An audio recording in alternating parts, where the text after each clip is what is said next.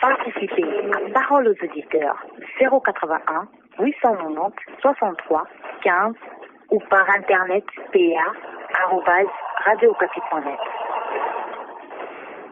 Parole aux auditeurs, Pierrot et la Mégie. Professeur Emmanuel, nous vous gardons en ligne. Nous avons aussi en ligne Madame Monique Mukuna Mutombo. Madame, vous êtes avec nous du Ghana. Bonjour.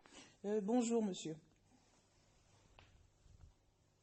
Alors, vous êtes déclarée candidate pour l'élection présidentielle en RDC et nous faisons ce débat où beaucoup d'auditeurs dénoncent les déficits de politique à l'intérieur des pays africains pour pouvoir encadrer les jeunes. C'est comme ça qu'on assiste à ce drame sur la Méditerranée et jusqu'à cette vente aux enchères des êtres humains. Alors, d'abord, quelle est votre réaction par rapport à ce qui s'est passé et ce qui se passe actuellement en Libye? J'aurais bien voulu condamner comme tout le monde, hein, mais excusez-moi, je vais aller droit au but. Je ne suis pas habituée à gérer les conséquences. Donc, c'est pour cela, on aurait dû déjà commencer à condamner le fait que nos jeunes puissent quitter nos pays pour aller essayer de se retrouver ailleurs, alors que nous avons tout ce qu'il faut en Afrique pour pouvoir se développer et donner un avenir à nos jeunes. Il y a des pays africains qui font un grand effort et je suis sûre que parmi ces jeunes gens qui souffrent en Libye, il y a très peu de Namibiens, il y a très peu, peut-être même pas de Botswanais, mais c'est vraiment une conséquence qui fait très mal parce que l'Afrique est en train de se retrouver des siècles en arrière, au siècle de l'esclavage. Donc j'aurais bien voulu condamner, je ne condamnerai pas une conséquence, mais je condamne complètement la cause qui est la cause africaine même de leadership et la cause de nous tous qui acceptons que nous puissions encore garder ces leaderships d'une autre époque, de notre temps.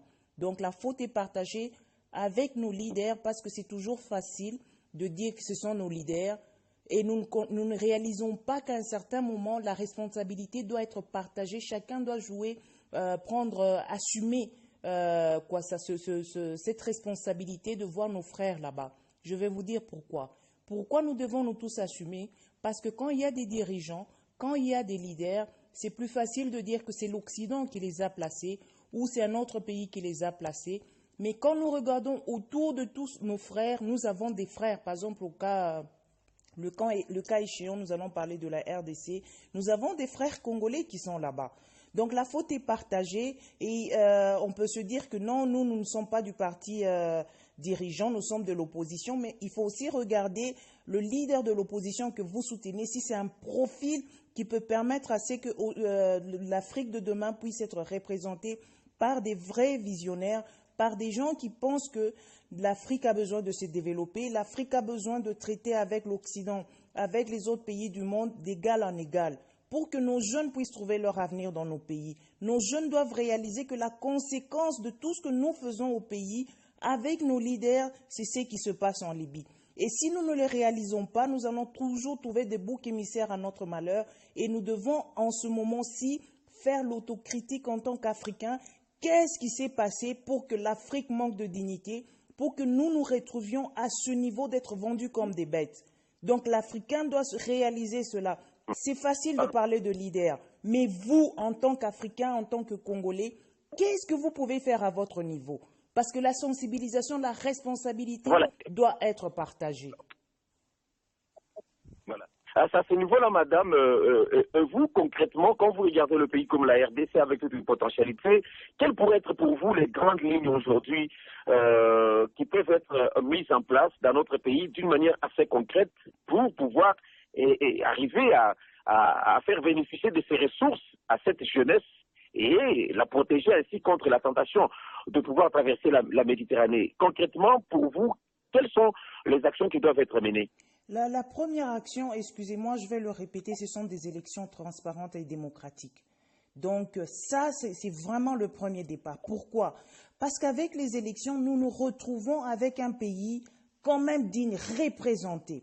Et ces élections-là, je vais vous donner pour vraiment encore appuyer ce que je viens de dire. Qui est contre les élections, qui est pour ça, ce n'est pas la discussion. Mais un pays avec le même système, nous pouvons changer la tête, mais si nous gardons le système, nous n'en sortons pas.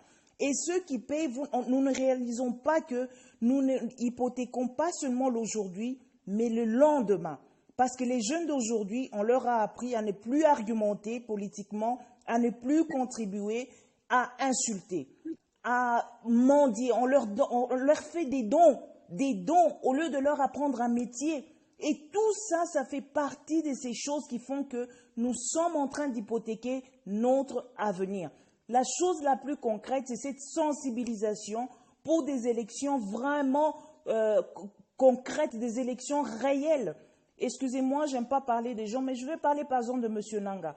Tout ce qui se passe en Libye, si les Congolais, les gens comme M. Nanga, tous ceux qui sont dans la politique, ne réalisent pas qu'ils ont le sang de ces gens-là, la souffrance de tous ceux qui sont en train de souffrir en Libye, parce que dans notre pays, je parlerai de la RDC parce que je suis congolaise, parce que la RDC a un système de corruption, la RDC a mis en place des systèmes de dons, donnés gratuitement aux jeunes. On ne leur fait pas voir que c'est le travail. C'est par le travail qu'on assure un avenir, c'est par le travail qu'on a une dignité. On leur fait des dons pour les garder encore plus pauvres, pour qu'ils puissent être dépendants des politiciens mafieux.